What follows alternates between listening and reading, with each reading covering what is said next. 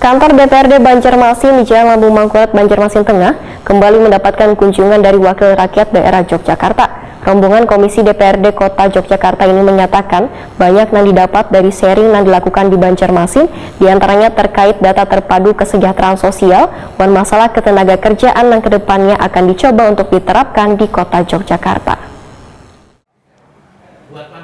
Kantor DPRD Banjarmasin di Jalan Lambung Mangkurat, Banjarmasin Tengah kembali mendapatkan kunjungan dari wakil rakyat dari daerah lain yaitu Yogyakarta. Kedatangan rombongan komisi dari DPRD Kota Yogyakarta ini disambut Wakil Ketua DPRD Banjarmasin Tugiyatno di ruang mini DPRD Banjarmasin tengah hari Rabu 19 Januari 2022. Apa gimana? Ada yang mau di-sharingkan? Ketua Komisi D DPRD Kota Yogyakarta, Dewi Saryono Wahitakuni Prima TV mendahkan banyak yang didapat dari sharing yang dilakukan di Banjarmasin, diantaranya terkait data terpadu kesejahteraan sosial dan masalah ketenaga kerjaan yang kedepannya akan dicoba untuk diterapkan di Kota Yogyakarta.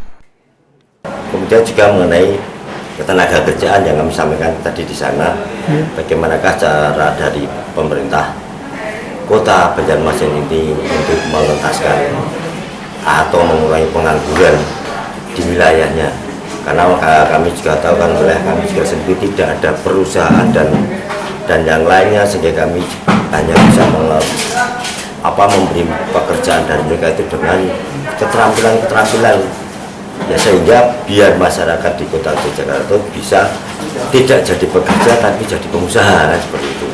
Karena perbedaan di sini seperti itu. Kita tidak punya perusahaan di sana karena semua di tengah kota.